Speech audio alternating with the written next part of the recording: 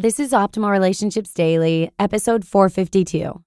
How to Forgive Yourself and Others by Nathalie Lussier with markandangel.com.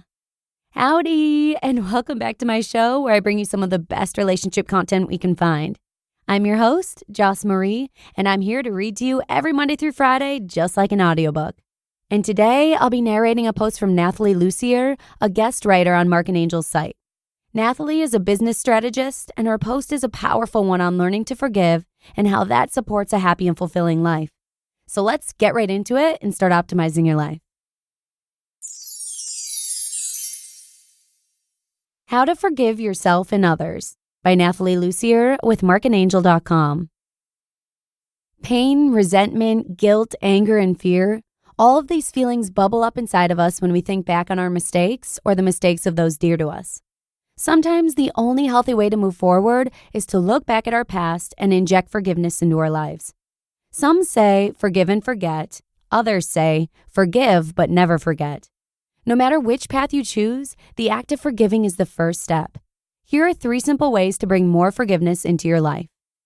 Number 1, forgive yourself. In general, we tend to be harder on ourselves than we are on others. If you've made mistakes in the past, it's time to let your spirit heal by forgiving yourself. We all do things we aren't proud of. Understand that you were doing the best you could at the time with the experiences and knowledge you had accessible to you. Self-forgiveness tips. Pick an area of your life you would like to work on. It could be failed relationships, family problems, or business mistakes. Make a list of all the people you might have hurt along the way. This is the toughest part because we tend to bury some of these stressful memories. So be honest with yourself and take your time. After you've compiled your list, systematically go through each person on the list. Think about the situation, validate the circumstances, and forgive yourself for hurting them. As odd as it may feel, apologize aloud to yourself. I forgive myself for hurting this person, and take a deep breath. Once you've completed this practice, you'll instantly feel a slight sense of relief. Remember, this simple act of acknowledging your mistakes is always half the battle. Number 2, ask for forgiveness. Once you forgive yourself, it's also important to clear the air with others. A face-to-face apology is always the most effective approach. Depending on the situation, you might be afraid to ask for forgiveness. But if you don't ask, you will never feel the relief of being pardoned for your mistakes. If you absolutely can't bring yourself to ask for forgiveness in person, I still recommend writing a letter of forgiveness. The reason writing a letter works so well is that the process of writing the letter actually assists you in forgiving yourself by reducing pent-up internal feelings of guilt. It lets you express your thoughts and process all of the internal drama that is bottled up in your mind. Tips for writing your letter of forgiveness. Don't do it out of spite or because you think it will elevate you to a higher moral ground. No good ever arises from deception. Realize that a letter can't undo the damage. A letter of forgiveness might not be good enough to change your relationship with the recipient, but it's a significant step in the right direction. Explain your rationale, but don't make excuses for your behavior. Own up to your actions and take responsibility. Offer to fix the situation or find a way to make it up to the person. And make a sincere wish for the well-being of the person you hurt. After many years of festering emotions, you may have come to hate the act of thinking about this person.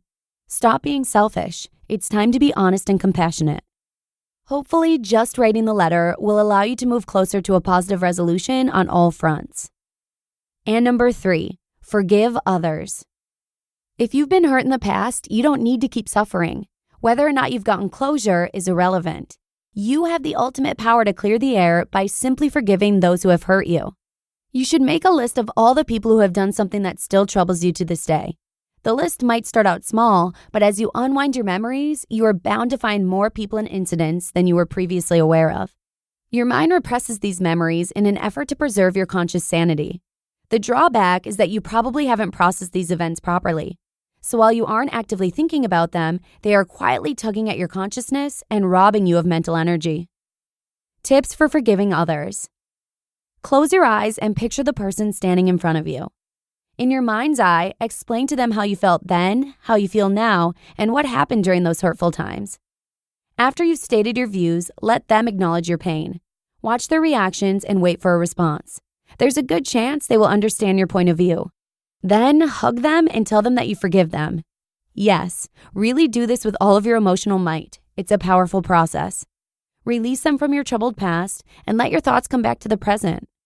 After completing only a few of these processes, you'll find yourself breathing deeper and interacting differently with these people. Regardless of whether or not they are still a part of your daily life, you will forever see them in a more positive light, which will ultimately make your future brighter.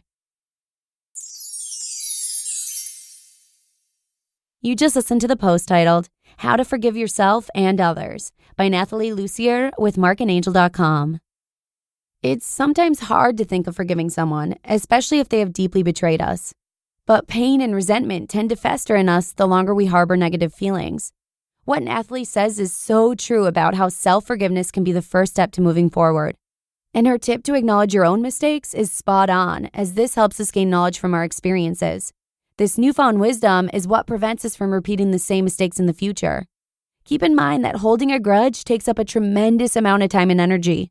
So if you wish to stop suffering from a past hurtful experience, know that you have the power to change how you feel through forgiveness. But with that, that's a wrap on today's episode. Thanks so much for joining me here. Have a fulfilling rest of your day, and I'll plan on seeing you again tomorrow where your optimal life awaits.